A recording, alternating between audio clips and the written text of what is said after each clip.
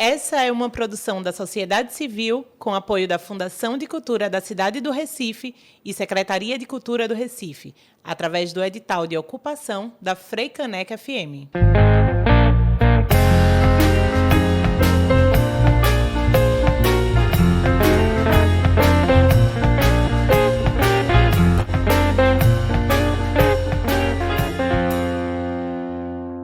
Oi, gente! Olá, ouvintes da Rádio Freicaneca FM, como vocês estão? Para os que já nos acompanham, eu sou Ilana Costa e para quem está chegando agora, eu sou mãe de Inácio, produtora audiovisual, uma curiosa nata, uma mulher negra, gorda, de 1,70 m e com cabelos cacheados. E do meu lado, Surama Negromonte. Fala aí, Surama. Oi, gente! Tô por aqui também. E para quem não me conhece, né, Ilana? Eu sou Surama Negromonte, tenho cabelos curtos, cacheados, sou uma mulher preta. Tenho uma mechinha branca no cabelo, sou produtora cultural, sou jornalista, fotógrafa e um pouquinho de tudo, né, Ilana? E aí, sentiram saudade da gente? Semana passada o nosso programa foi babado. Foi. Sempre é, né? Sempre uma roda, um negócio assim. E é isso, vamos pro nosso programa de hoje. Vamos embora. Mulher, tu sabe, né? Do jeito que eu sou ansiosa, a cada programa eu tenho feito uma terapia em grupo aqui. Eu sempre acho que demora, né? Então, tu já sabe como eu tô aqui, né? Eu que luto com a minha ansiedade. Sim. Nunca pensei que apresentar um programa fosse me fazer tão bem, sabia, Ilana? É massa, porque a gente acaba vivendo uns momentos aqui nessas rodas que a gente acaba trocando muito com outras mulheres e indo para lugares muito profundos também. Enfim, como a gente tem vários temas, então a gente acaba indo para lugares bem diferentes. E a gente tem recebido muitas mulheres de potência, né? Isso. E falar em potência, hoje vamos falar sobre um tema mais do que necessário e que eu acredito que são poucas as pessoas que têm acesso e domínio sobre ele. Eu mesma sou super leiga e passei a ter conhecimento sobre esse tipo de tema recentemente. Então, para o debate de hoje, o tema é políticas públicas, onde elas estão. E para nos auxiliar a desmistificar esse tema para a gente, que parece tão complexo, tão distante da gente, ela, que é deputada estadual, eleita com 38.215 votos, é uma mulher negra, mãe de Alice, advogada, historiadora, professora, enfim. Dani Portela, se apresenta aí para a gente e seja bem-vinda. Obrigada pelo convite de estar aqui participando desse programa com vocês. É sempre uma satisfação, principalmente quando a temática é mulher, né? Quando perpassa e atravessa a nossa vida, é uma temática que sempre a gente fala de um lugar muito particular nosso. Então, deixa eu me apresentar. O meu nome é Dani Portela, como foi dito, eu sou mãe de Alice, eu sou uma mulher negra, embora de pele clara, de estatura mediana, tenho o cabelo cacheado, cortado como um black, na altura aqui do pescoço, acima do ombro. E acho que a característica mais marcante é que sempre eu uso no cabelo uma flor. E aí essa flor, ela é não só um adorno, mas também um símbolo, assim, de que toda flor carrega em si uma semente de esperança, de mudança. Então, eu tenho sempre essa flor no cabelo. Eu estou, no momento, vestindo uma roupa azul e branca estampada, com um colar branco. E é isso, vamos começar essa roda aqui hoje para a gente falar um pouquinho sobre políticas públicas para as mulheres. Mas, Surama, dá também as tuas boas-vindas, dá o texto aí. Então, Dani, eu estou particularmente assim, muito feliz que você aceitou, né, o nosso convite, porque eu realmente não tinha acesso a essas informações até precisar defender um projeto que a gente precisava colocar as políticas públicas voltadas para mulheres. E aí eu disse, velho, isso dá um tema, é legal, é importante, né? Para a gente começar, queria que Dani falasse, assim, eu acho que a primeira coisa, quando a gente te vê como figura pública, de onde surgiu esse lugar, né? Dessa Dani, que era só uma mulher, para vir e se tornar alguém que representa tanta gente, que a gente deposita tanta confiança e acredita muito no projeto. Me fala isso, assim, como foi essa virada de chave, como foi essa tua trajetória para estar aqui hoje? Olha, quando a gente fala em virada de chave, a gente pensa no marco, né? Numa espécie de divisor de águas. Na verdade, é uma coisa que eu sempre tento desmistificar um pouco, assim, que política a gente faz todo dia. Não que a gente entende política muitas vezes como a política institucional, né? Mas a gente tem que pensar nesse nosso fazer cotidiano político que a gente faz a vida inteira, quando a gente sai e precisa pegar um ônibus e reclama da qualidade daquele transporte, da insegurança para as mulheres, do calor quando a gente sai e vai para uma rua à noite e ela não é iluminada, e você fala em iluminação pública e a insegurança dessas cidades para alguns corpos. Então, quando você questiona, percebe e, às vezes, se organiza com outras pessoas para pensar sobre isso, isso é fazer política, né? Então, eu sou filha por adoção. O meu pai ele foi preso na época da ditadura e ele ficou estéril e, devido às torturas que ele sofreu, ele não pode mais ter filhos, né? Então, a minha adoção, ela linka um pouco com a história recente da redemocratização do país. Então, eu cresci num lar muito politizado e eu lembro que uma coisa que eu fui ensinada muito cedo é tudo aquilo que você aprender na sua vida não deve só transformar a sua vida individual, mas deve fazer alguma diferença, mínima que seja, na vida de outras pessoas. E aí eu ficava pensando sobre isso e eu lembro que a primeira coisa que eu aprendi, que eu achei que foi a coisa mais incrível da vida, foi ler. Ler e escrever. E aí, com 9 anos, eu comecei a ensinar outras crianças a fazer tarefinha, a ensinar a ler de alguma maneira. Aí, com 10 anos, eu botava umas cadeiras na garagem da casa que eu morava, no subúrbio, em Olinda. Acho que ali eu me percebo professora. Com 14 anos, eu ganhei um presente. Eu estava prestes a fazer 15. Uma formação para alfabetização de adultos pelo método Paulo Freire. Eu nunca tinha ouvido falar em Paulo Freire na minha vida aos 14 anos de idade. E quando eu me deparo com aquele método que parte de uma forma de ensinar atrelada à realidade que as pessoas vivem, que traz as palavras cotidianas, eu, aos 14 anos, compreendo que ler e escrever, como dizia Paulo Freire, muito mais do que juntar sílabas e formar palavras, era ensinar a ler o mundo, mas também a pensar e transformar de maneira crítica. Aos 15 anos, um pouco antes de completar 15 anos, eu tive a minha primeira aluna alfabetizada, era uma senhora de 82 anos. Ai. E ela falou uma frase que me impactou muito, dizendo: minha filha, nunca, porque aí eu nunca tinha parado para me deparar, porque ler era uma coisa tão natural, como não saber ler era impactante. E a quantidade de analfabetas e analfabetos que existem no Brasil. Sim. Então, muitas vezes, essas pessoas falam de dificuldades simples, como pegar um ônibus. Isso. Sim. Tem pessoas que ensinam errado, que apontam o ônibus errado, então muitos relatos de ir parar no lugar onde não sabe. E uma coisa óbvia, tipo, vai no supermercado e aí você tem que escolher os produtos pela fotografia deles. Você não consegue olhar o preço, você não consegue, então elas falam do constrangimento de ter que tirar os produtos da cesta. Porque E se não mudou tinha a embalagem... mudou a embalagem, então assim, como faz uma diferença muito grande, uma coisa que é simples de fazer. E aí eu me lembro que essa senhora, ela disse: nunca achei que alguém tão jovem pudesse me ensinar tanta coisa. Então ali eu me entendo professora, então sou professora, virei professora de história e venho para algumas militâncias dentro do movimento negro.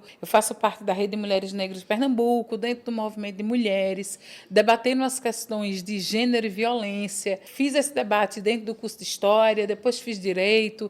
Como advogada, estudo e participo de grupos que tentam entender a Lei Maria da Penha a partir de uma outra lógica, de uma outra perspectiva. Mas nunca pensei em ser candidata. E nunca, pelo contrário, já tinha sido convidada. Eu dizia: não, botar o meu rosto no santinho não vai de jeito nenhum, né? Assim, Deixa eu aqui, né? No acadêmico. No... Exato, era um lugar de mais segurança para mim, Sim. né? Eu lembro que a minha grande dificuldade era essa coisa do entregar um papel. Eu me sentia ou no sinal fazendo campanha do quilo, ou aqueles evangelizando assim.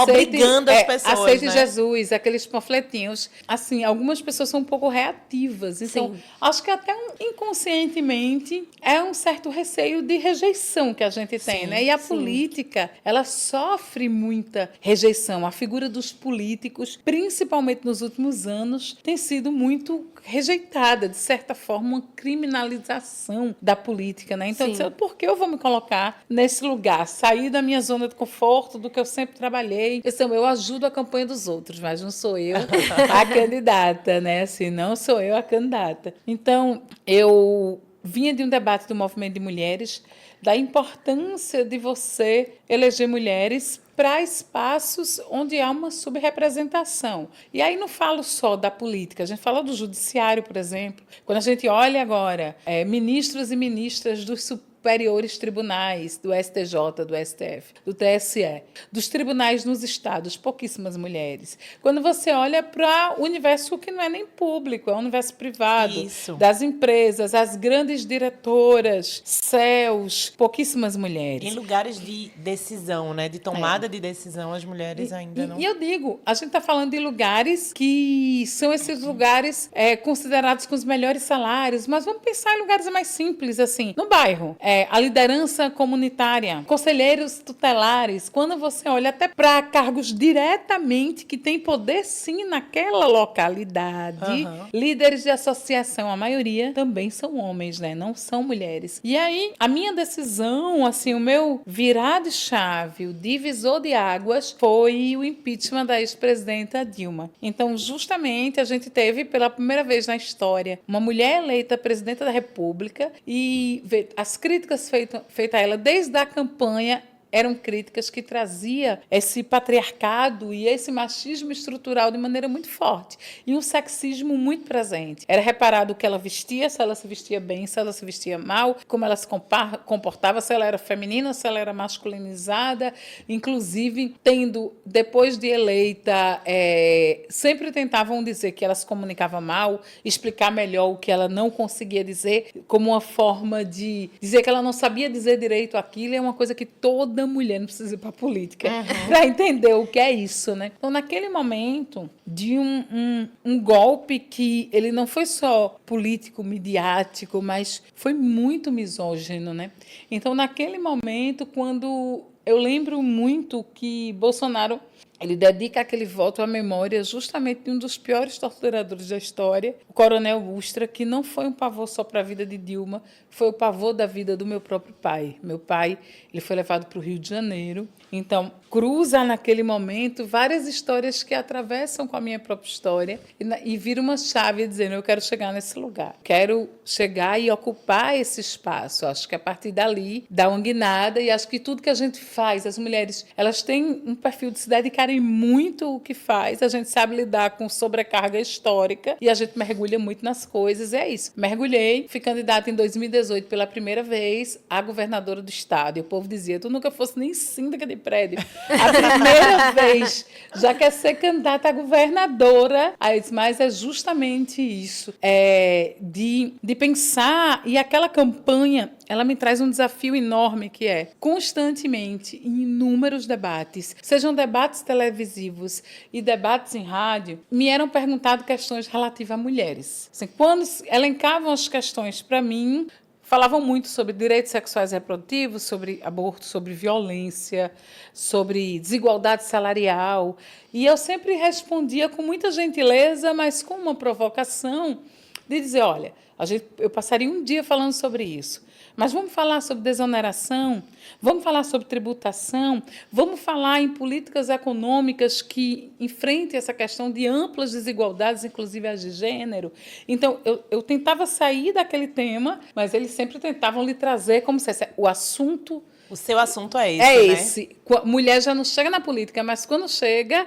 é por esse caminho. Então, acho que isso era uma provocação para você sair desse espaço e dizer que a gente pode debater sobre qualquer temática. E chegavam a me perguntar absurdos como, enquanto você está sendo candidata, você tem filhos? Quem é que está cuidando dos seus filhos para você ser candidata? Tá vendo que não tem cargo? Não tem cara, não tem classe social, não tem lugar. A gente está sempre sendo questionada pelas mesmas coisas, às vezes. A gente dá essa impressão. A gente falou muito sobre isso, né, nos últimos episódios, porque é isso, não tem como segmentar, né? Tá, a gente ouviu muito, Dani, quero ouvir mais. A gente vai para o intervalo, rapidinho, e volta já.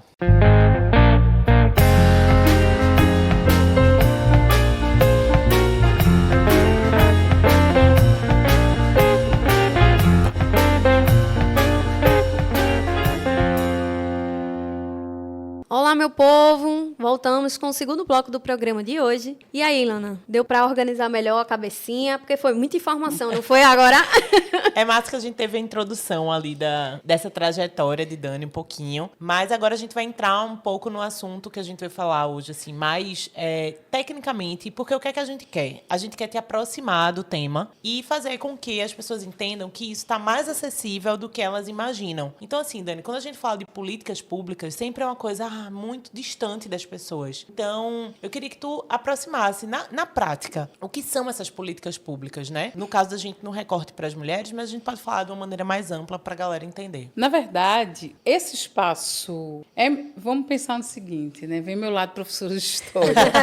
Mas, se a gente pensa no processo histórico, que no passado, as mulheres foi destinado socialmente para elas se pensado no espaço privado, né? Então, dentro do espaço privado, era o espaço considerado, enfim, o espaço da mulher nas sociedades passadas, e nesse espaço ela tinha a tarefa dos cuidados, né? Sim. Então, inúmeros cuidados. Cuidado com a casa, com os mais velhos, com as crianças, com os animais, cuidados de maneira geral. E o espaço da polis, né, da política, da cidade, o espaço público, ele era eminentemente masculino. Então, nessa divisão do que é o privado e do que é o público, a mulher já era afastada desse espaço público. Uma coisa que sempre me choca é que tem uma frase de um historiador aqui do século XIX, um pensador, que dizia o seguinte, que a mulher só devia sair de casa 3 vezes na sua vida, né? Para o seu batizado, para o seu casamento e para o seu próprio enterro. Então, você pensa numa lógica... Isso é um medo danado de mulher, né, não? Com certeza. Ave Maria, Mas né? essa opressão toda é por conta disso mesmo. E aí, essa opressão é uma forma de domínio e de nos afastar da política, né? A política é algo distante, é como se não fosse para nós. Tem poucas mulheres, se essas mulheres forem negras, o número é ínfimo, é inferior a 3%. E aí, quando você vê mulher na política... Então, quem está ouvindo a gente, pensa, eu conheço a mulher na política, é filha de alguém da política, é neta de alguém da política, esposa de alguém da política, enfim, missionária de alguma igreja, tem algum grande pastor da política. Então, é muito difícil gente como a gente, mulheres, que pode ser eu, pode ser você, chegarem nesse espaço. Então, quando a gente fala em política pública e a gente pensa como algo distante da gente, é que foi pensado ao longo da história esse distanciamento da gente. Eu sempre brinco que eu sou uma historiadora que enfrento até hoje dificuldade de números, de entender os zeros a mais, assim. Quando a gente fica falando bilhões de dólares, trilhões, aí eu digo, quando eu vou como deputada, eu tenho que estudar o orçamento do Estado todo. É zero demais, né? Aí eu fico pensando, existe um projeto para que as classes mais populares não gostem de matemática, gente. Assim, vamos pensar porque todo mundo tem alguma resistência a compreender de forma mais profunda números, economia. A gente, Sim, a gente não é educado de uma maneira geral para isso. Exatamente. Então, há alguma coisa que nos distancia de pensar. Tem um interesse ali, Nossa, acendeu uma luzinha agora tipo, aqui. Que há por trás, né? Assim, se eu tivesse pensado nisso, tinha me dedicado mais no passado. Mas, enfim, é um esforço que eu faço. E aí, pensando nas políticas públicas, vamos justamente pensar nesse lugar que não foi feito para nós. Não foi pensado para ser ocupado por nós. Coisas muito simples, como, por exemplo, me choca falar em questão de banheiro feminino, assim.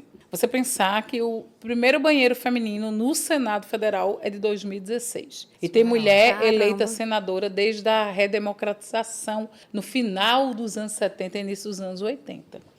Então, até 2016, as senadoras que quisessem, durante o plenário, usar o banheiro, elas tinham que se retirar, andar o corredor inteiro e usar o banheiro externo, né, o banheiro público. E aí você pensa, é arquitetura.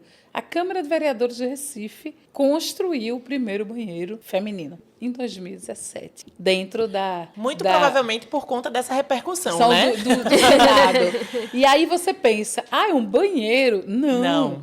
É um não lugar. Lhe dizendo que aquele lugar não foi pensado para ser ocupado por você. E, da mesma maneira, a política. Então, quando eu digo Dani, aí você diz, Dani é um apelido. E aí, assim, É uma forma de aproximar as pessoas. Quando eu digo, não, eu vou usar o meu nome mesmo, Dani. Se me chamar de Daniele, parece que está dando uma bronca. Mas é uma forma também de dizer que as pessoas podem se sentir próximas. E aí, quando você está na rua hoje, o medo que eu tinha de dar santinho, quando você entrega o material, as pessoas olham, a primeira coisa é me identificar parecida com alguém. Ah, você lembra a minha sobrinha, a minha vizinha, a mesminha da minha Sim. tia. E eu pergunto, quem ocupa a política? Você parece com a sua sobrinha, com a sua vizinha, com a sua tia? Esse parecer físico, e por que não se parece? Quem são os setores sociais e as pessoas que têm ocupado historicamente esses lugares? E por isso, chamar para próximo, pensar em política pública, que são um conjunto de políticas para que a gente possa alcançar um bem-estar social maior. Então, essas políticas são políticas que podem ser de Estado permanente ou de governo, que é daquela gestão, daquele governo durante aqueles 4 anos. Essas políticas, elas se dividem nas áreas que o Estado atua, né? Então, são políticas na área econômica. Só uma dúvida. As políticas, então, a gente pode falar que são esse conjunto de ações ou de coisas que vão ser pensadas para esse bem-estar coletivo. Massa. E aí, essas ações, elas vão ser ancoradas em algumas prioridades, né? Então, vamos pensar, quando a gente pensa nas políticas públicas, a gente pensa nas áreas, né? Saúde, educação, moradia, geração de renda, emprego, esporte, cultura, lazer. E aí a gente pensa, direito à cidade, acessibilidade, transporte, água. Uma coisa que é inadmissível que no Brasil, um país da dimensão que a gente tem, uma dimensão de um continente, hoje, um dos grandes problemas, não só dos centros urbanos, mas ao longo do estado de Pernambuco, seja distribuição de água. Onde a torneira fecha e onde a torneira abre, né? Assim, de as pessoas não terem ainda hoje água potável e corrente, ou terem muita dificuldade no acesso. Então, políticas públicas, elas vão pensar em políticas em várias áreas que cheguem como ações efetivas na vida das pessoas. O nosso desafio para aproximar e para você entender, eu não gosto de política, gosta. Porque quando o gás aumenta o preço e você reclama bem muito, assim, você sente o preço de eu tenho que escolher, ou eu vou comprar o gás, ver com o aumento do preço do gás, muitas mulheres foram socorridas com queimadura, porque voltaram a cozinhar usando fogo, muitas vezes usando álcool. Então, aqui na cidade do Recife, você observou um crescimento de atendimento das mulheres com queimadura em virtude do aumento do preço do gás. Aí você diga, o gás impacta na minha vida direta. Impacta, isso é política, que decide os tributos, os impostos,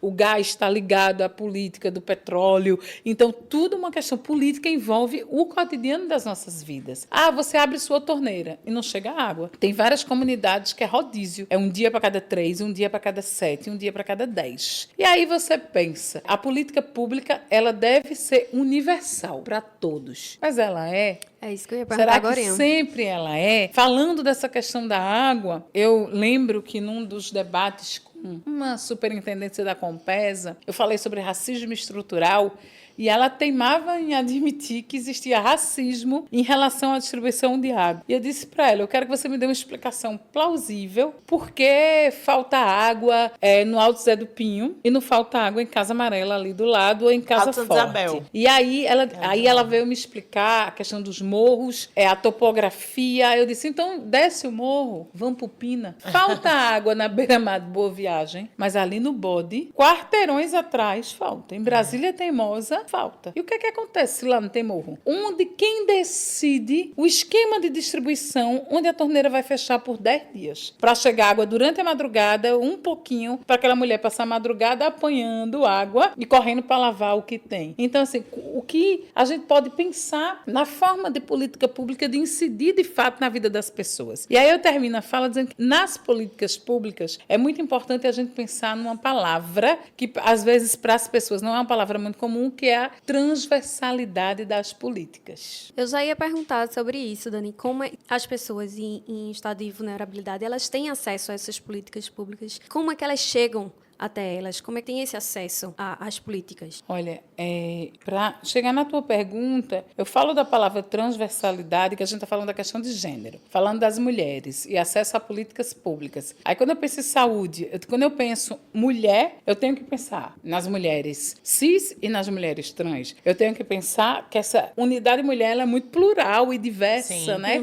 Então, existem mulheres bem no plural. E aí, pensando nas mulheres, na questão de gênero, eu tenho que pensar segurança pública, saúde para essa mulher, raça, gênero, identidade. Eu tenho que pensar para ela como é que está essa questão de emprego e renda, enfrentamento à violência, a segurança para essa mulher, como é que está a educação para ela. Então, essa mulher tem tido tempo de pensar em esporte, em cultura, em lazer, em política. Quem cuida de quem historicamente há séculos cuida das pessoas, né?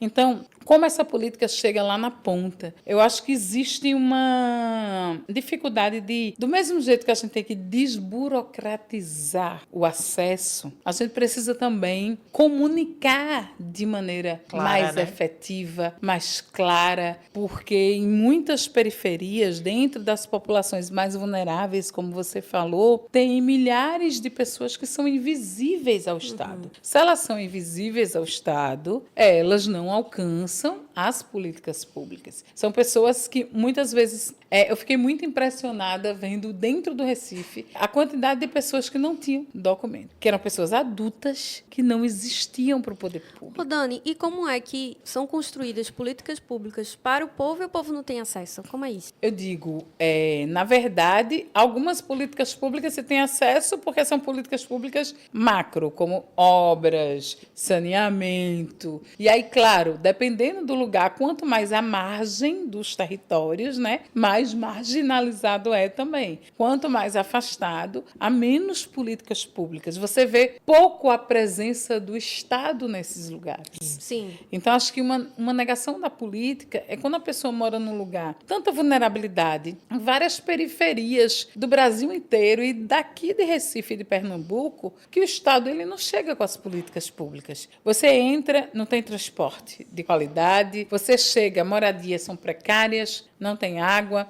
não tem esporte, não tem cultura, não tem lazer, não tem creche. Sim. E aí veio falar de creche, né? Que não era política pública para mulher, não. Creche é política pública para primeira infância, para criança, é direito da criança, mas que em todo debate feminista aparece o tema creche, porque impacta diretamente nas nossas vidas. O Estado não chega com creche, com escola, não chega com educação, não chega com saúde, mas sabe quando o Estado chega? Quando a política chega para essas pessoas, ou na eleição, a cada 4 anos, então entra em todos os territórios para pedir o voto, às vezes comprar esse voto, e chega com o braço armado, com a polícia. Isso. Não chega a política, mas a polícia nessa lógica de uma segurança pública que traz uma insegurança para essas localidades, é quando elas veem o Estado chegar para prender, para matar. Então, essa é uma realidade de ausência do Estado e de uma presença da violência policial nessas comunidades. E a maioria só está ali tentando sobreviver, né? Então você não tem nem muito como, às vezes, ter essa consciência de que não está chegando. Né? Não, eu acho que nem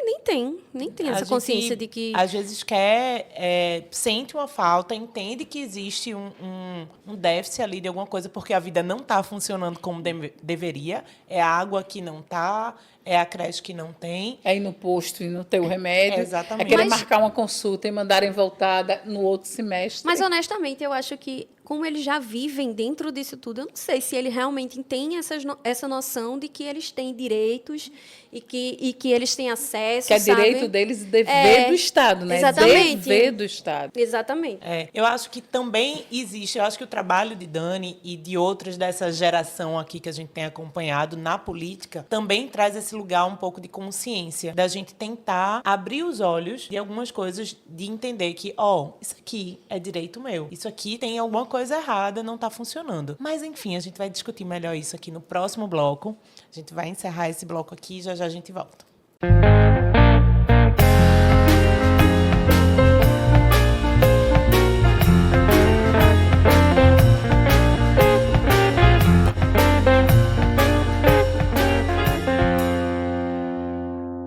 estamos de volta com o nosso terceiro bloco aqui na Rádio Frei Caneca, com o programa Ser Mulher. E aí, vamos embora, Helena. Ô, Dani, me diz uma coisa. A gente, como cidadão, pode fazer parte da construção das políticas públicas? Pode sim. Na verdade, muita gente fica se perguntando como, né? É importante que essa informação E eu até agora não entendi.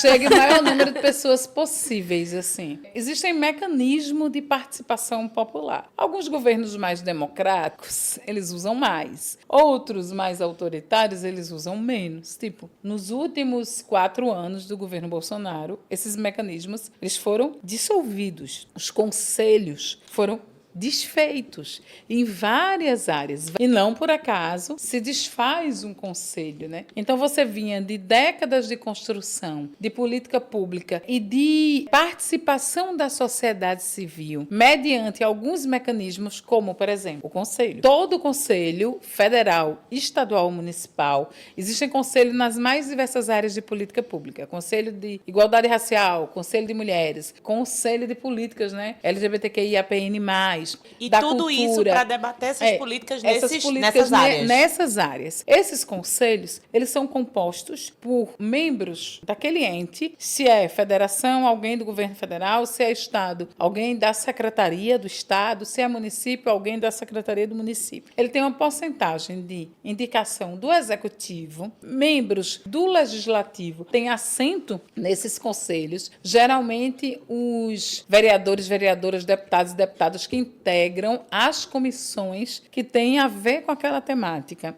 e a sociedade civil. Então, a sociedade civil, ela tem assento, ela tem voz e ela tem voto nesse conselho. Então, ela vai, geralmente, se abre inscrição, seleção, você passa por um processo eleitoral para se escolherem os conselheiros que representam a sociedade civil. Mas você que não é organizado em nenhum movimento, não tem nenhuma representação onde você mora ou mais ampla, como você vai conseguir participar? Existem alguns mecanismos. Há algumas gestões passadas implementaram, na época do que João Paulo era prefeito, o orçamento participativo. Esse eu lembro. Eu era pirraia, mas eu lembro que era uma coisa muito forte assim, do governo dele, essa coisa do orçamento. Que é uma forma de levar para o seu território, para o teu bairro e dizer, tem X de dinheiro. O que é prioridade aqui? É dragar esse canal? É resolver o negócio dessa barreira? E isso mobiliza a galera, né? Porque todo mundo quer resolver, às vezes, um problema que é muito coletivo. Por exemplo, a galera sonha com a praça, porque tem que ir para o bairro vizinho, sei lá. E, às vezes, essa mobilização vem de uma maneira muito natural de,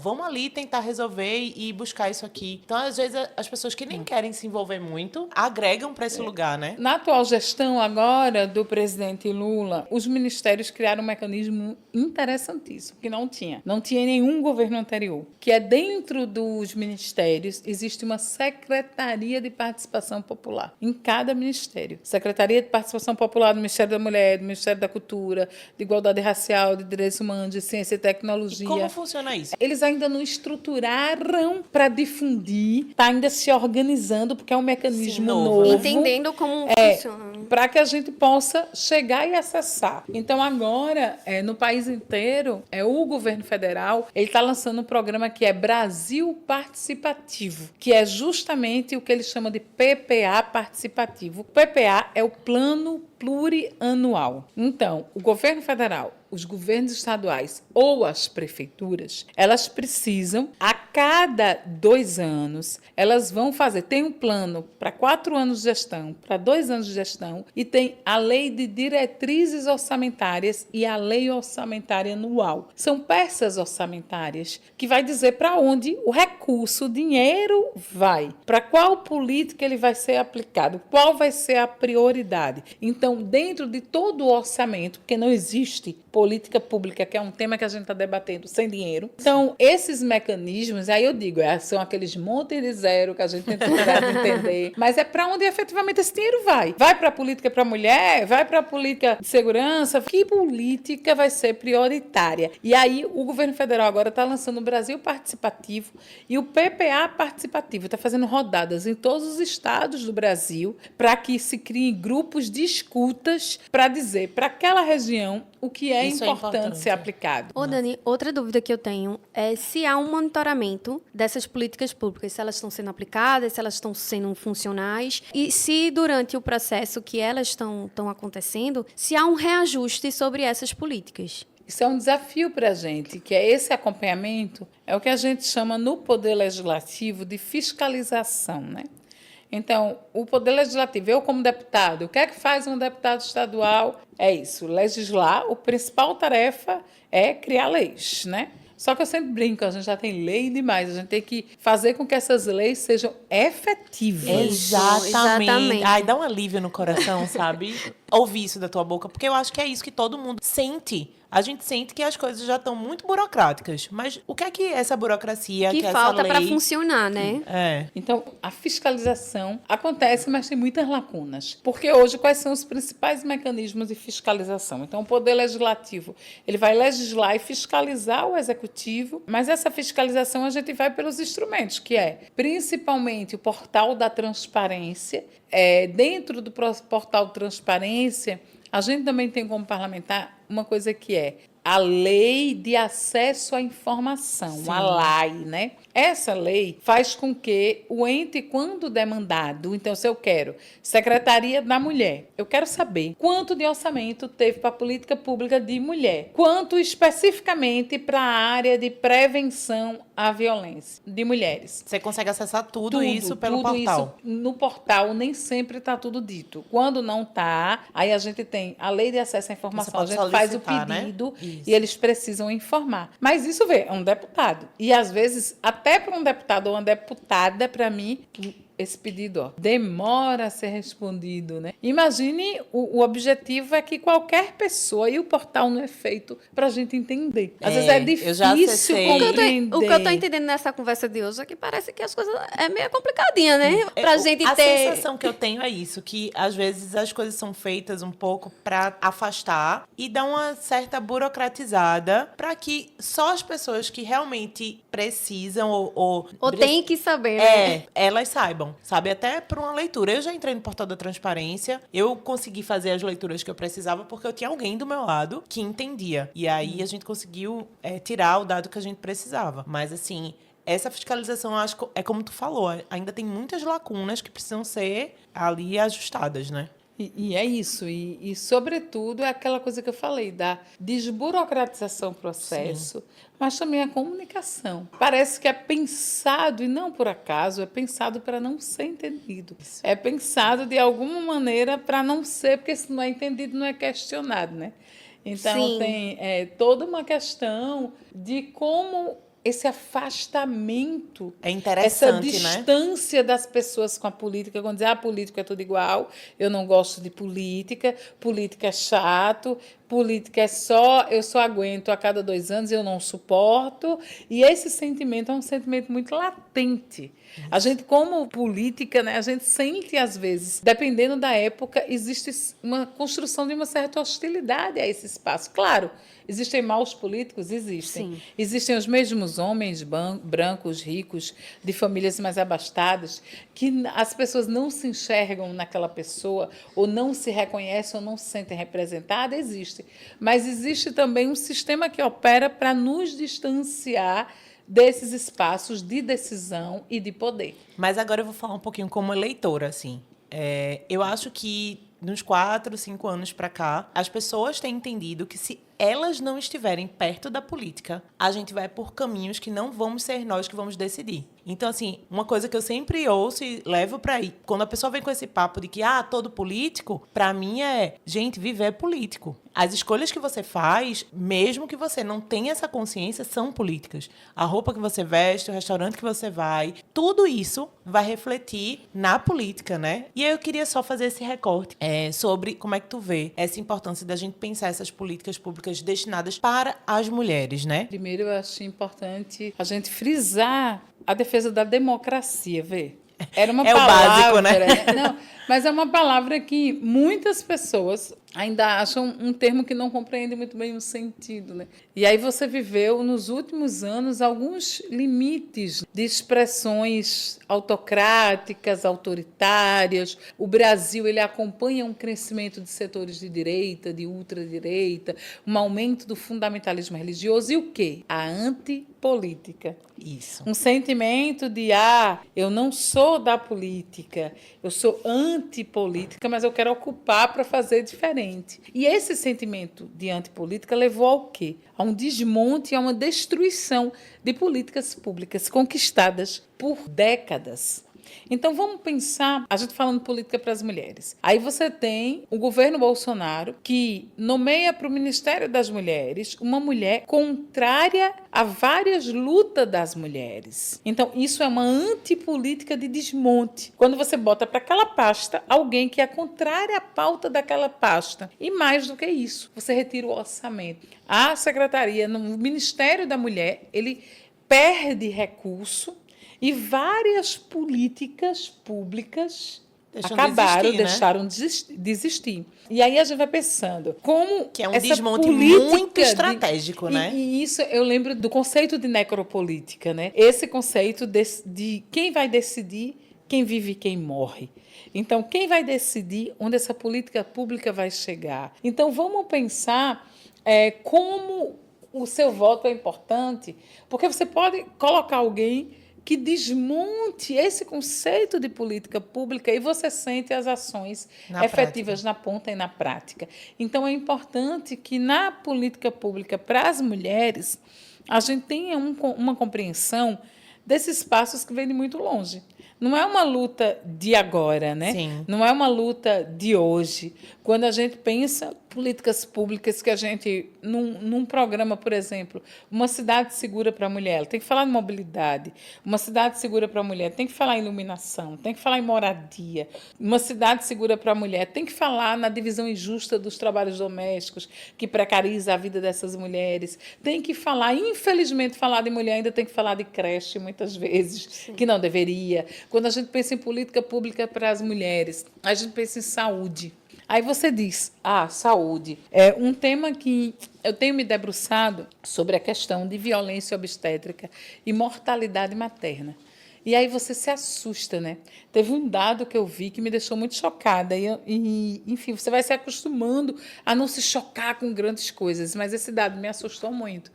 Na época da pandemia do Covid-19, o índice de mortalidade materna de cada 10 mulheres grávidas, gestantes que morreram no mundo por Covid-19, 7 a 8 morreram no Brasil. De cada 10, 7 a 8 morreram no Brasil. A maioria usuária do SUS, a maioria mulheres negras. Então, em pleno século XXI, são as mulheres negras empobrecidas e periféricas que ainda morrem ao parir. Parir, uma coisa que teoricamente deveria ser natural, né? Exatamente. Deveria ter essa estrutura básica, porque é uma coisa fisiológica, teoricamente, né? Gente, vamos dar uma pausazinha, que agora você precisa ir para o intervalo. Respira. E já a gente tá de volta.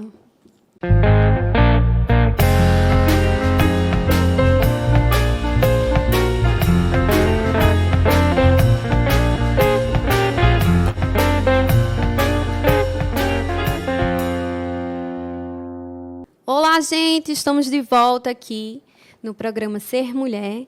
Estamos com Dani Portela, falando um pouquinho sobre políticas públicas. Dani, a gente volta a esse bloco, que é o nosso último bloco já. E eu queria só que tu desse, assim, tu como mulher, nesse lugar, né, de pensar essas políticas e de vivenciar, na verdade, isso, né, essas decisões. Como é teu relato pessoal, assim, estar nesse lugar agora, sabe? E mudar a vida realmente de um monte de gente. Olha, é uma responsabilidade e um desafio muito grande, mas eu tento encarar esse desafio com muita leveza, sabe? Eu acho que é um grande acerto quando lá atrás eu digo, não, meu nome é Dani, e o povo diz, não, tem que ser... Ninguém vai dar seriedade a alguém chamada pelo nome no diminutivo e dizer, não, é Dani porque é como eu me reconheço, é como eu me enxergo. Sim. Então, essa coisa de trazer para mais perto. E quando você chega lá dentro, o ambiente da institucionalidade, ele é um ambiente profundamente formal. Então, a gente tem que aprender uma outra forma de estar, de lidar, de atuar. Então, a forma da gente falar, assim, eu tenho procurado me dedicar muito nas comissões da Casa Legislativa, é onde todos os projetos de lei do Estado eles são debatidos. É ali onde acontecem os debates mais profundos, é ali onde acontecem os questionamentos. Quando os secretários de Estado eles vêm trazer algum projeto, a gente tem um momento de debate. Então, esse lugar ele exige de nós também um tempo que muitas vezes a gente não tem, né? Porque é isso, a gente acumula uma série de outras funções junto com a política. Então, exige uma dedicação, exige mergulhar para fazer a atuação de um mandato que nós chamamos de mandata, né, no feminino, legislativo que seja atuante, firme e que, sobretudo, seja reconhecido pelos pares e respeitado. Porque tem muito esse lugar de como as pessoas não lhe enxergam como igual. E aí é muito comum, e eu vivi isso como vereadora e como deputada, eu ainda estou chegando na LEP, mas eu já chego com uma liderança da oposição no Estado, com a liderança da bancada. Então, com essa liderança, eu estou sentando nas mesas de decisão. Lugares que, até então, não foram ocupados por mulheres. Então, as principais decisões rola tomadas... Rola um estranhamento, né? Rola um estranhamento daquele lugar dos outros para com você, sim, né? Sim. E para a gente também é um lugar novo. E sempre que a gente chega num lugar novo, a gente tem um desafio, aquele friozinho, né, na barriga. De assumir um desafio, de estar sentada, de estar decidindo, de olhar para esses projetos de um lado mais amplo. Mas eu acho que também a gente é um corpo meio dissidente nesse espaço, como uma mulher negra, vindo de meios mais populares, ligada a movimentos sociais. Eles não estão habituados com isso, então isso subverte um pouco essa lógica, mas é importante que a gente esteja, que a gente se coloque. E aí você trabalha um pouco o olhar, né? É muito interessante como existe uma homogeneidade nesses espaços. E o olhar é muito similar. E aí, quando você chega e diz, olha, mas nesse projeto a gente tem que olhar justamente como essa obra vai impactar a vida das pessoas que moram ali. A gente tem que falar em racismo ambiental. E as pessoas, são pautas totalmente desconhecidas, né? Às vezes. Porque só fala em investimentos, grandes investimentos. Como você pode cruzar esses elementos com dados sociais concretos, com as nossas lutas organizadas em inúmeros territórios? Porque não pode achar que o povo não sabe o que é política, sabe, incide, sabe exatamente o que é. Agora precisa ser ouvido, precisa acessar, precisa poder opinar, e a gente não está habituado a ouvir. Então, esses instrumentos de participação popular fortalecem a nossa presença nos espaços de poder. Que massa. Eu acho que a gente fica muito feliz. Assim, uma das coisas que a gente pensou em te trazer aqui, eu acho que é porque tu ia ser esse canal de trazer de uma maneira simples, clara e objetiva assuntos que são complexos e que as pessoas, às vezes, como tu falou, acham que estão muito distantes da gente. E ter uma mulher nesse lugar que a gente quer causar essa estranheza mesmo, a gente quer que os olhares venham e que a gente sabe que está muito bem representada ali, Sim. A gente sabe que alguém vai falar o que precisa ser dito, cruzando essas coisas, né? Não só falando de grana, mas falando de quem vai ser beneficiado com essa grana que está chegando. Humanizando a política, né? Isso, de fato. Isso. Ô, Dani, eu tenho uma pergunta, uma curiosidade, na verdade. Existe, assim, alguma política voltada para a mulher que é a mais efetiva, assim, que, de fato, ela funciona, vocês têm esses resultados, esses dados na prática? Na prática, eu venho há algum tempo tentando implementar na verdade, um observatório da violência contra a mulher, né? Porque a gente só consegue produzir políticas públicas se tiver dados efetivos. E a gente tem muita dificuldade de lidar com dados. Eu falei de violência, mas a questão de moradia. A gente vive num estado que tem um déficit de moradia de milhares de moradias, né? Recife é a capital nacional mais desigual. A gente está vivendo agora esses prédios que caíram, que tombaram. os estudos que falam desses prédios, daquela época das antigas Coab. Porque quando você vai ver, são prédios que estão há muitos anos. Mas deixa eu te dizer, eu estou tentando encontrar estudos mais recentes. E os dados que eu estou encontrando mais recentes são de 2008. É surreal. Então, veja. Não tem como trabalhar aquilo, como né? você vai trabalhar se os dados eles são completamente defasados? Então, acho que a gente tem que pensar. Eu venho pensando muito em medidas, porque quando a gente fala em enfrentamento a toda forma de violência e desigualdade de gênero, a gente sempre pensa na punição, né? E eu tenho uma perspectiva não punitivista, de você pensar, a Lei Maria da Penha ela vai prender o agressor, tudo isso é importante. Mas o que a gente fazer para que essa mulher ela não chegue numa relação que ela passe por uma situação de violência? Isso é o ideal, né? Então, assim, como a gente pode pensar, e aí isso é uma questão, né? O povo fala, delegacia 24 horas. É importante? É importante para que a mulher tenha um mecanismo, para que ela não seja vítima de novo com atendimento ruim. Mas quando ela chega na delegacia, eu acho que a coisa já...